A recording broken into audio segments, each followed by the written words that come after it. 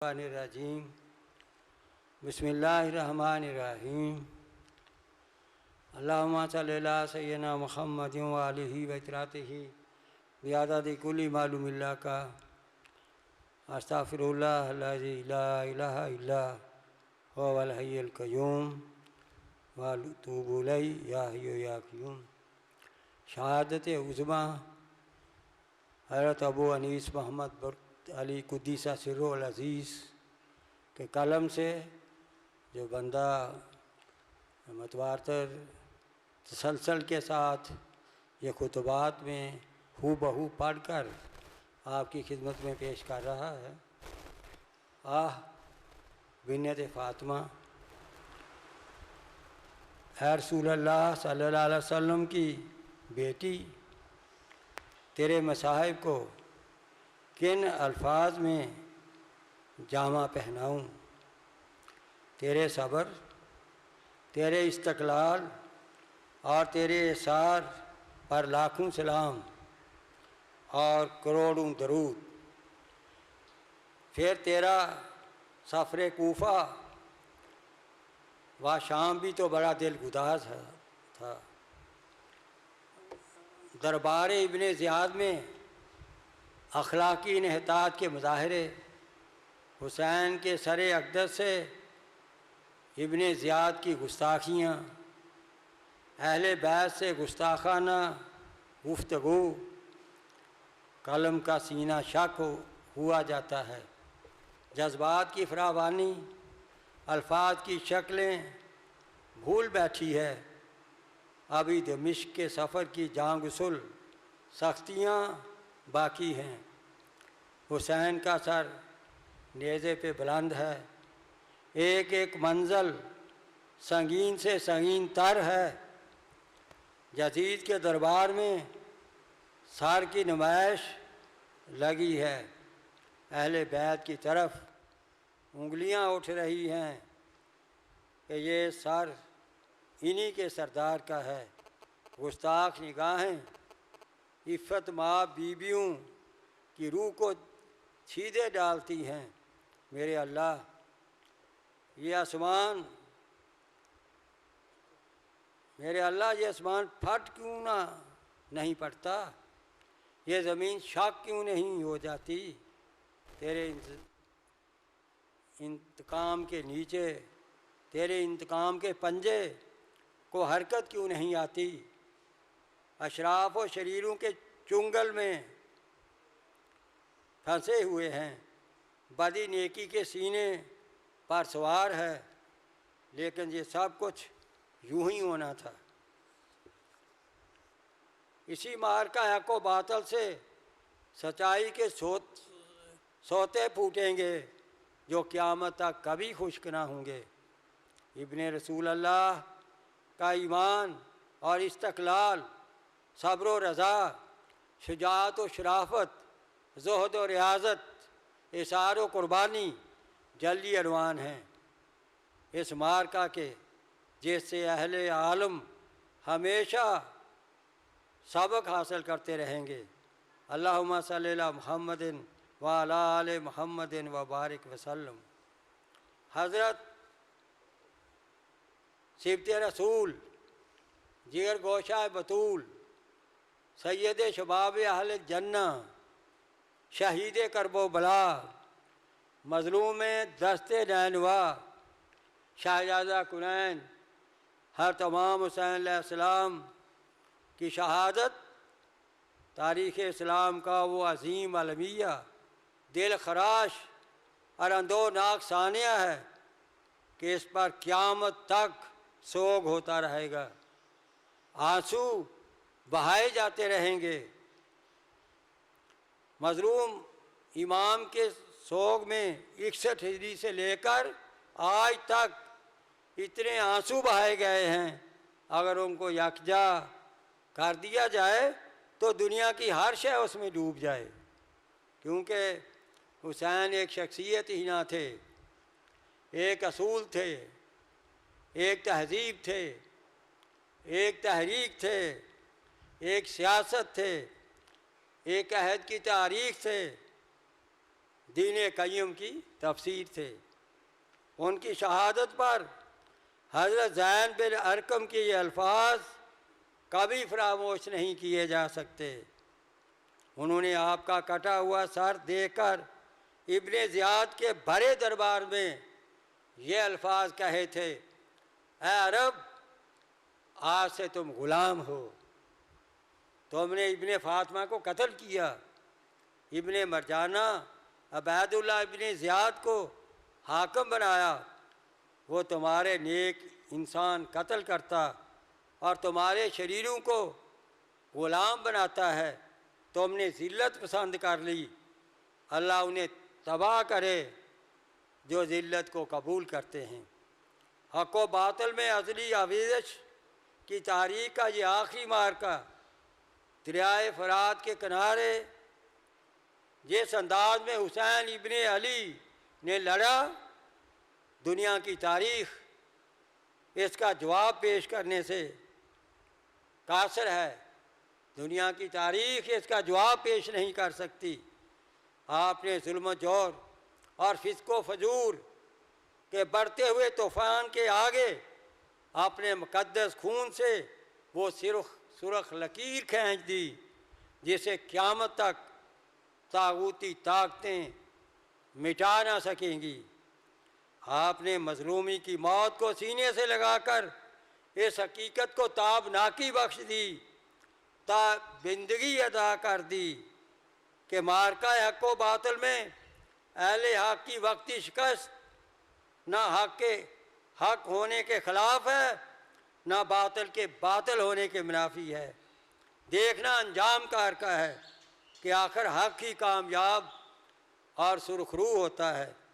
آج صدیاں گزریں، حسین کا ذکر گھر گھر میں ہے۔ کروڑوں دل ہیں جو ان کی محبت سے آباد اور ان کی یاد سے زندہ ہیں۔ ان کے اسوہ سے سرمدی، حیات سرمدی، حیات جاوداں حاصل کرتے ہیں۔ ظلم و استحصال مٹ جانے والی چیزیں ہیں۔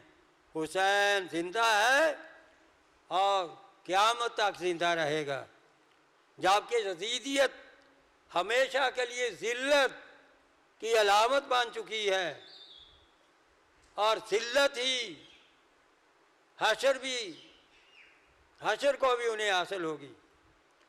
مسند خلافت پر یزید کی جانشینی ایک ناگوار حادثہ تھا جس نے بلاد اسلامیہ اور بالخصوص صاحب الرائے صحابہ رسول کریم صلی اللہ علیہ وسلم رضوان اللہ علیہ اجمعین کو برہم اور بے چین کر دیا۔ وہ یزید کو اس منصب جلیلہ کے ہرگز اہل تصور نہیں کرتے تھے، اس کا اہل نہیں سمجھتے تھے۔ چنانچہ جن محترم شخصیتوں نے یزید کی بیعت سے علل اعلان انکار کر دیا، ان میں حضرت امام عالی مقام حسین علیہ السلام کا نام سر فہرست ہے، اور اصولی طور پر ہونا بھی چاہیے تھا، جیسا کہ آپ کے خطبات سے ظاہر ہے۔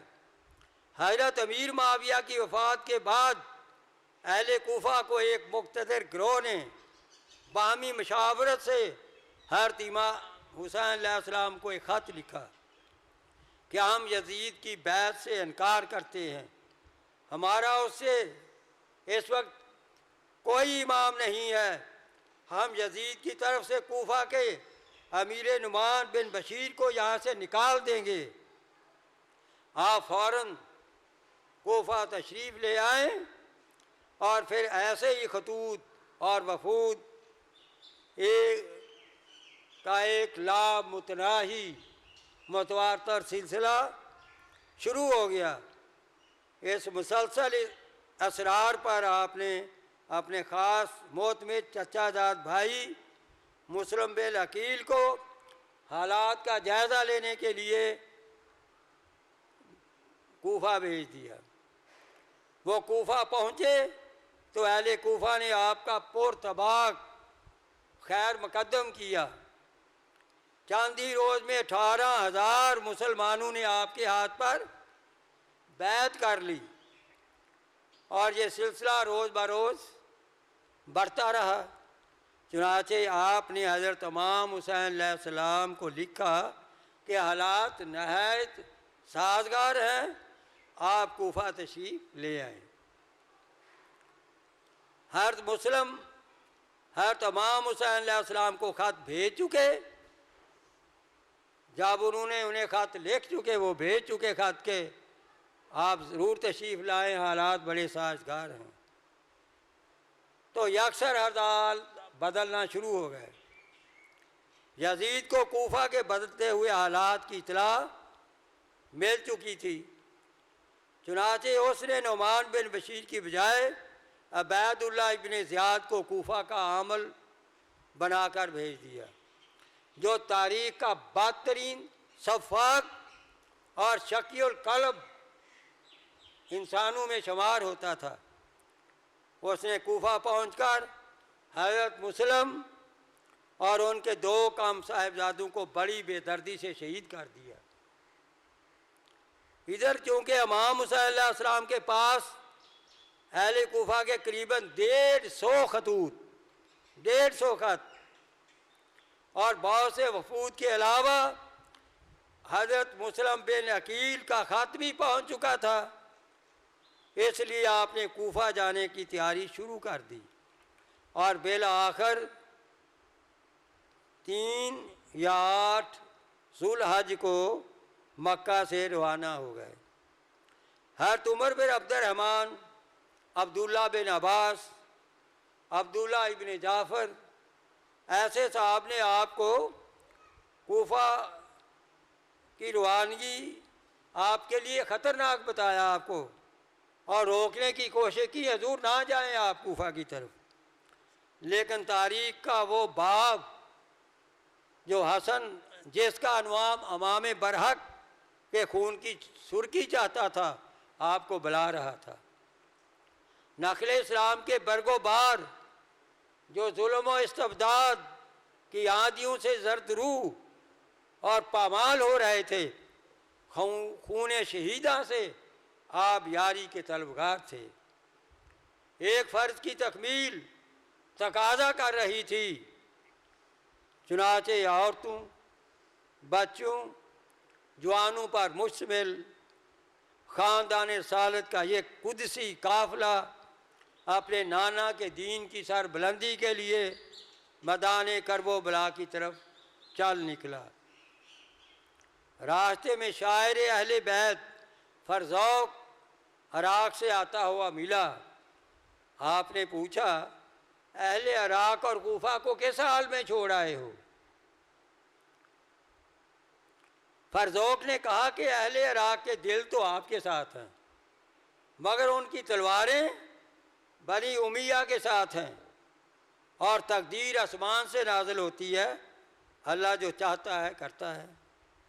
حضرت امام حسین علیہ السلام نے فرمایا، تم سچ کہتے ہو، اللہ کی ہاتھ میں ہے تمام کام، وہ جو چاہتا ہے کرتا ہے۔ ہمارا رب ہر روز نئی شان میں ہوتا ہے۔ اگر تقدیر الہی ہماری مراد کے موافق ہوئی تو ہم اللہ تعالیٰ کا شکر کریں گے، اور ہم شکر کرنے میں بھی اس کی اعانت طلب کریں گے، اور وہ ادائے شکر کی توفیق ہمیں دے۔ اور اگر تقدیر الہی ہماری مراد میں حائل ہو گئی تو وہ شخص خطا پر نہیں، غلطی پر نہیں ہے، جس کی نیت حق کی حمایت ہو اور جس کا دل میں خوف خدا ہو۔ یہاں سے آگے بڑھے،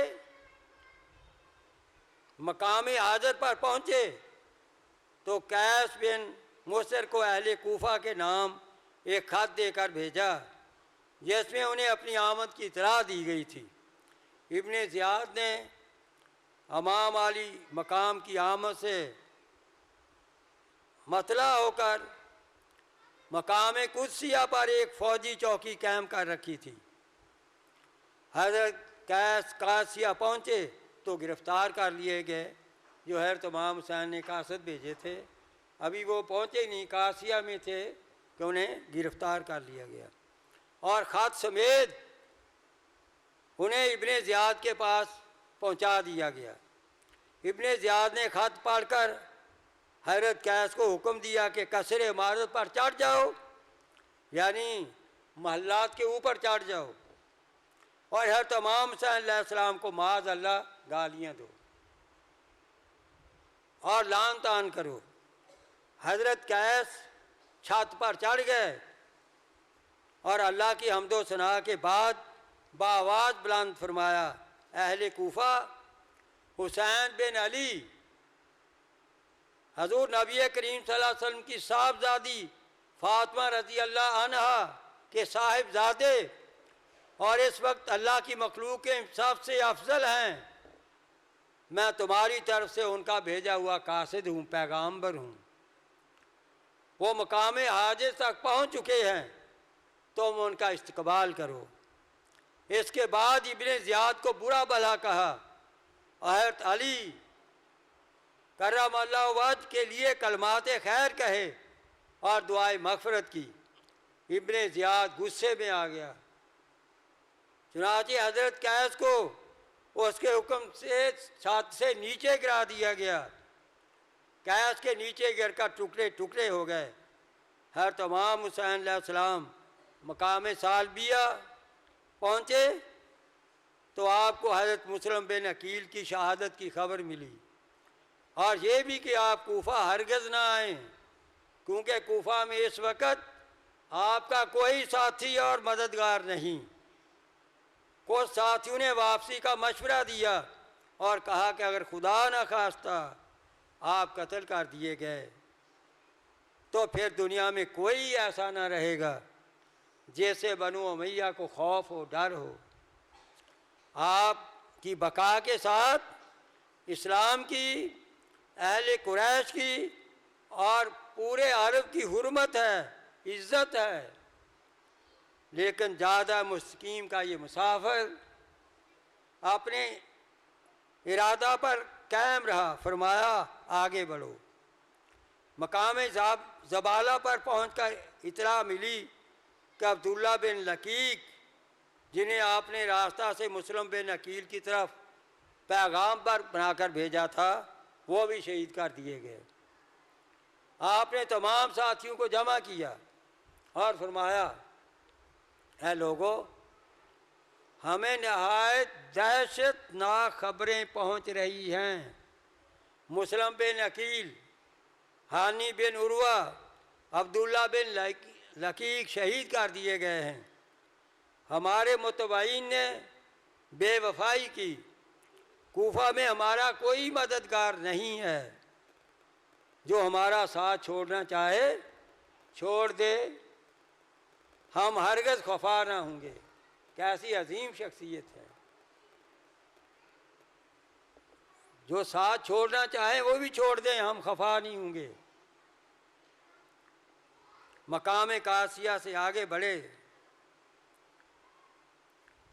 ہاں، بدوں کی ایک بھیڑ جو یہ سمجھے ہوئے تھی کہ کوفہ میں خوب عیش و آرام کریں گے، کیونکہ وہاں کے تاجدار حضرت امام حسین علیہ السلام ہوں گے جو ان کے قائد ہیں، آپ کے ساتھ ہو گئی تھی یہ سوچ کر۔ آپ کے اعلان کے بعد دائیں بائیں کٹنا شروع ہو گئی۔ اب آپ کے ساتھ وہی لوگ رہ گئے تھے جو مکہ سے چلے تھے، راستے جو ملے تھے سب کے سب واپس لوٹ گئے، ادھر بدھر بکھر گئے۔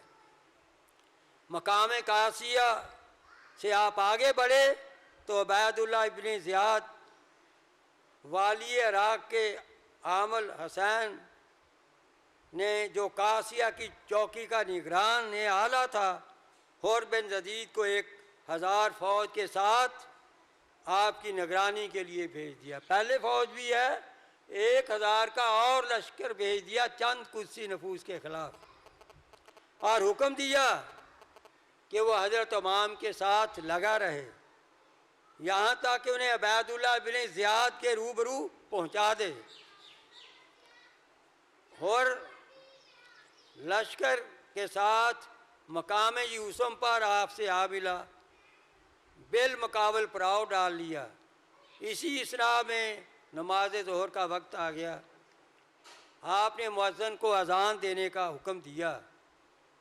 آپ تہمت باندھے، چادر اوڑھے، نال پہنے، خیمے سے باہر نکلے، باہر تشریف لائے اور حمد و ثنا کے بعد اپنے ساتھیوں اور ہور کے سپاہیوں کے سامنے خطبہ دیا۔ ہور ان سپاہیوں کے سالار تھے جو کہ دشمن کی طرف سے جو لشکر آیا تھا۔ اپنے ساتھیوں اور دشمن کے لشکریوں کو دونوں کو آپ نے خطبہ دیا، اے لوگو، میرا اللہ تعالیٰ اور تمہاری طرف عذر ہے کہ بے شک میں اپنی مرضی سے تمہارے پاس نہیں آیا، جب تک تمہارے خطوط میرے پاس نہیں آئے میں تمہاری طرف سے پیغام رساں کو جو ہے اپنے پاس پیغام لے کر آتے ہوئے نہیں پایا۔ تمہارا یہ پیغام تھا کہ کوئی امام نہیں ہے، آپ تشریف لائیں، شاید اللہ تعالیٰ آپ کے ذریعے ہمیں ہدایت پر جمع کر دے۔ بس اگر تم اس بات پر قائم ہو، جس بات کے ذریعے تم نے مجھے وہاں بلایا ہے، تو میں تمہارے پاس آ گیا ہوں، اپنے عہدوں اور پیمانوں کے مطابق جس چیز پر میں مطمئن ہو جاؤں، اگر میری اطاعت کرو گے تو میں تمہارے شہر کوفہ کو آگے جاؤں گا، اور اگر تم ایسا نہیں کرو گے اور میرا آنا تمہیں ناگوار ہے، ناپسند ہے، تو میں اس مقام کی طرف واپس لوٹ جاؤں گا جس جگہ سے میں آیا ہوں، یعنی میں واپس چلا جاتا ہوں۔ یہ سن کر سب خاموش رہے، کسی نے کوئی جواب نہیں دیا۔